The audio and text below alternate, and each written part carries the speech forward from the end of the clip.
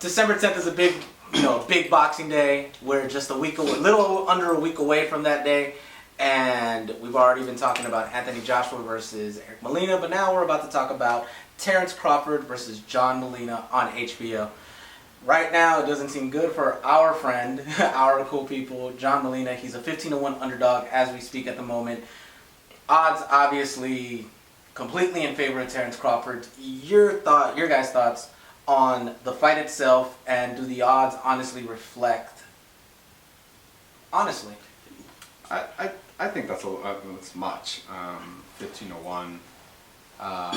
But Terence Crawford is, I think Terence Crawford's a real deal. I mean, I think he could switch left to right. Freddie was telling us after the Postal fight that even when he's moving, he hits you, he hits hard. He hits hard enough to where fighters don't want to make any mistakes in there. Terence Crawford's a real deal. I mean, I love John Molina. I think 15-1's a little high, but I mean, do I feel like he should be the underdog? For sure. I think he would probably say that he would be the underdog because he's a real honest guy like that. You know what I mean? If you're a firm believer in John Molina and you want to have one hell of a Christmas, $100 on Molina. Thank God I don't believe in Christmas. No, John Molina has minimum chance, and John Molina is a good guy, yeah. He's gonna be a good person too. A lot of good people. Mike Tyson was a terrible person, but he was a hell of a fighter. If I'm a betting man, I'm not betting this fight, but betting man, I take Terence Crawford. He looked sensational against the mandatory challenge of John Postal, who obliterated Lucas Matisse, and we saw it firsthand. We were all there. So based off of that fight, based off of John Molina's last 3 fights, Terence Crawford is operating on 91 gasoline, and John Molina is on 87. I mean, how can John pull off this upset? And all I can think is his power, but I think his power really reside at 135, not so much at 140. I think he was a power puncher at 135.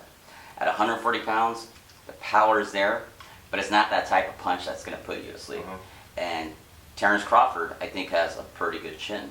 And as Steven just mentioned, he's the real deal, man.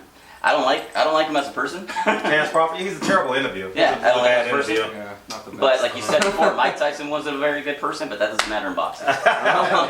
Skills pay the bills. So with that being said, I'm trying to figure out how in the world can John Molina pull off this upset, and I just don't see it. Well, you got to do what the Celtics did to the Lakers. Cater their food. That's probably the only way where you get upset stomach. And, you know what I mean? Like, for real, I remember that story as a kid. Like, half the Lakers had upset stomachs against the Celtics in the finals. But will I be rooting for John Molina? Probably yes, because I'm closer to him than I am to Terence Crawford, and you are your keeper's company. So I'll be rooting for him. I won't be live at the fight. We'll be at the Galen Center. We'll be up. I'll be there. You going to? No, you ain't going to Nebraska.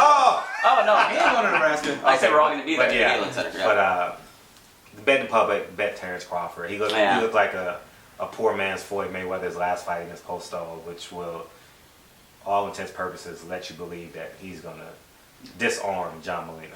Not even that poor. Maybe like middle class Floyd Mayweather. You know what I mean? Like, middle class Floyd Mayweather. High middle class. That's great. That's funny. Middle class Floyd Mayweather. I mean, just the fight itself, I when it was first announced, I wasn't very keen on it. I wasn't very happy about it. I just didn't like the matchup. I think that comes from knowing John, to be honest. Because as a boxing fan, prior to really knowing John, I was like, I get it. Like, you just fought the very best guy in your division in Victor Postal. You dominated him. You fought him for what seemed like short money. I mean, it was a pay-per-view event that HBO didn't really push a lot. I'm sure he didn't make a whole lot on those numbers. So it's kind of like, well, he did what all boxing fans want. You take the risk, even if the reward's not that great. So when he got John Molina, I was like, well, I'm good for John. I'm sure he's making a good amount of money from it as well. Yes. But as a fan of watching Terence Crawford, I'm like, yeah, I get it. It's like, all right, like a lower level fight, you still get one more fight in before the end of the year. You stay sharp, all that. Like, good for you. And the ironic part about John Molina taking this fight I would lean more towards taking John Molina against Danny Garcia than I would, even at a higher weight class. That's what I'm saying. You know, I see the dichotomy, where you're like, damn, it's styles make fights. I was just about to say that. Styles make fights. So that's pretty ironic. So I was really surprised when that matchup got put together. To quote Robert Garcia, when I asked him if the best John Molina that just beat Ruslan Provodnikov could show up and Terence Crawford could have his worst night ever, both Mikey and Robert said, nah, not even that John Molina could beat. Damn.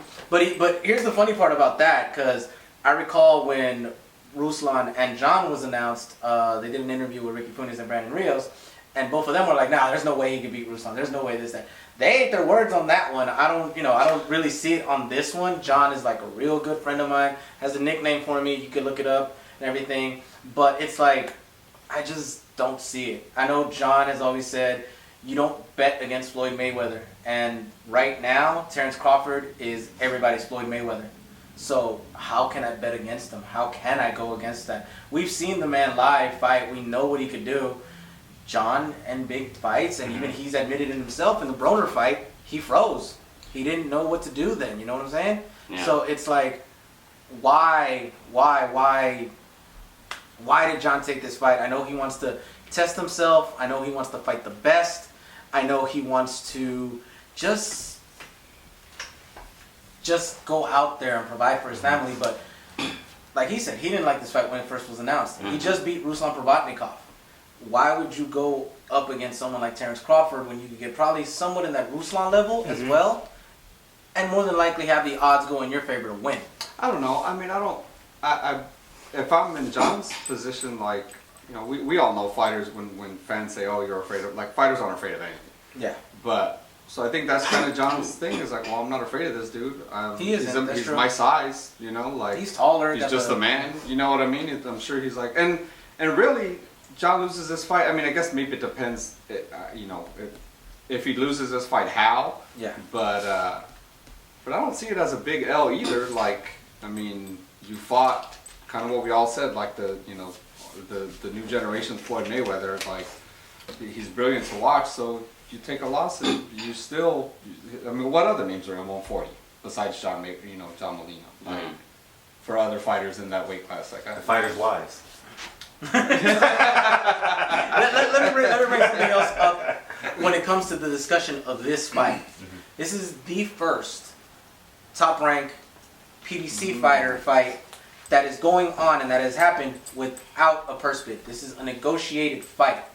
Do you think this opens up now to Top Rank? We've known Bob Arum has said that he wants to put on fights between Top Rank and PBC fighters, but you think this opens up for other promoters? I know. For sure. I know Tom Loeffler, K2. You know, you got Dominic Wade, and he got. He fought two of them. Yeah, exactly. He fought two of them already. Yeah, two of them. Two of Al Heyman fighters. So obviously they're opening to do that. But will this open up if Golden Boy sees that this is actually a better opportunity, not only for every other promotion, but their promotion and their fighters? Do you think it opens up for promoters working with one another much better without the he say, she say, purse bids, and this person doesn't want to negotiate here, this person there, blah, blah, blah. Basically cutting down the crap that most of us boxing pundits and fans get and hear from what's going on in the world. It has to, because at the end of the day, it's about money. It's about the bottom line. And as you see with Ward Kovalev, which by far was the best fight in 2 years. I mean, even if you include Mayweather Pacquiao, it was the best fight we saw in such a long time in terms of the best fighting the best. And you saw how dismal those numbers did. You saw how main events didn't have the money to run a PR campaign. You saw how Rock Nation didn't have the money to have a PR campaign, because if you think about it, if this was like the Zab Judah era, he would have been in Jay-Z's video promoting the fight. I don't care how Christian Andre Ward is, or a son of God. This is not a knock on him, but at the end of the day, you gotta. If you don't want to do it, you have to do it for the people who's representing you. So you never saw him stand beside Miguel Cotto. You never saw him stand beside Beyonce, Jay-Z. Never saw him at a Kanye West concert. You know, little subtle things like that that can get the pulse. You know what I mean? So at the end of the day, it's about the money. And I think Bob Arum is smart enough, Steven Espinoza and Al Heyman are smart enough to quote unquote get ahead of the curve per se, because You got to add Richard Schaefer to that list because he's back now, and he's first fight that he's promoting, Morris Cuellar, second one, Frampton, Santa Cruz. So he's already putting on 2 great shows. well, he got a silver spoon, doesn't he? Right. I was just saying, like, it's almost. I mean, obviously he hasn't even put on the show yet, but it's, you know, he has Cuellar Armada's the first card. You know, Santa Cruz, Frampton too, with that great undercard of Mikey and Dejan. More than likely he'll have Rios Ortiz. Yeah, and he signed those Balderas brothers. kids. Yeah, the the Balderas Balderas brothers. Like, talk about hitting the ground running, man. It's and as a boxing fan, you gotta love it. Like it's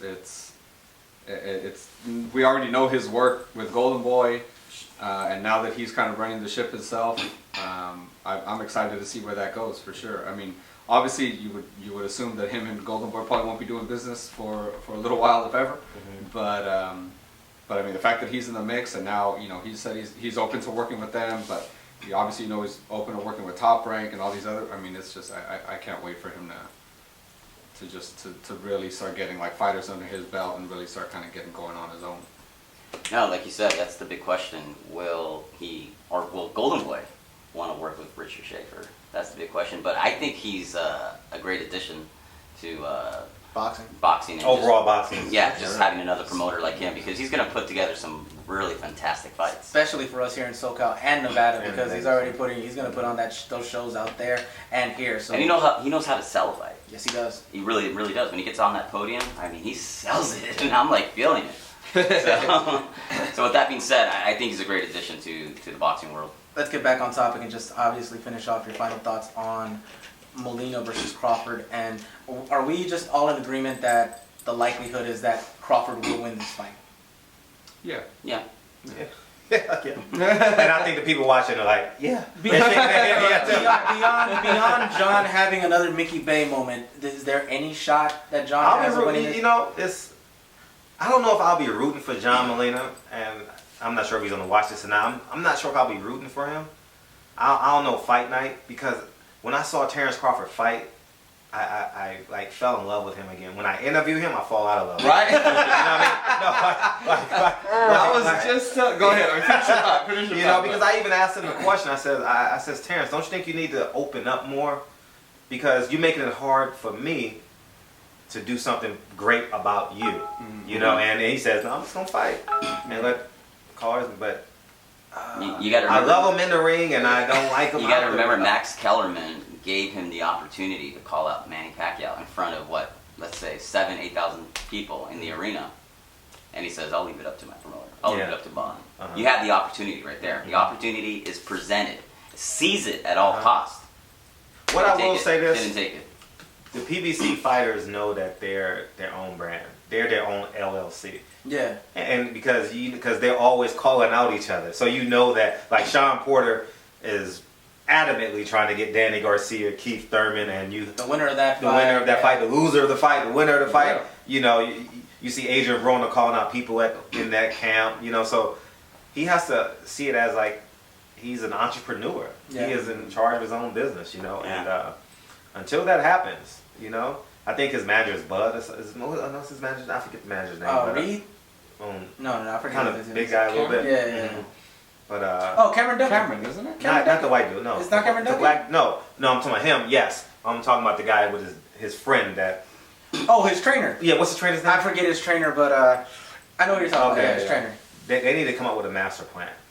Yeah. The trainer has a lot of. No, but the trainer has great charisma. Did you see what he did at the postal Crawford? Crossed out the stamp and all that stuff. Crossed out the postal post stamp and everything like that. He has charisma with the young game from him, you know? Well, he needs to let Terrence brawl when he speaks. Yeah. Basically like Angel and Danny. Yeah, I was Angel and Danny. Just let Angel talk. But he talks. Yeah, true.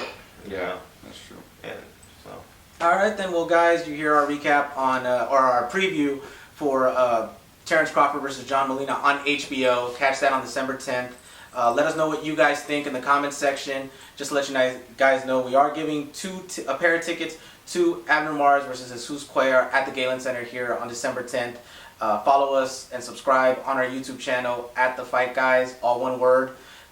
Twitter and Instagram at The Fight Guys _. Leave comments on our videos, leave comments on our social media sites. Let us know that you're watching. and we will pick a winner out Thursday. We'll let you guys know who the winner is on that day. Until then, we'll see you guys at the fights.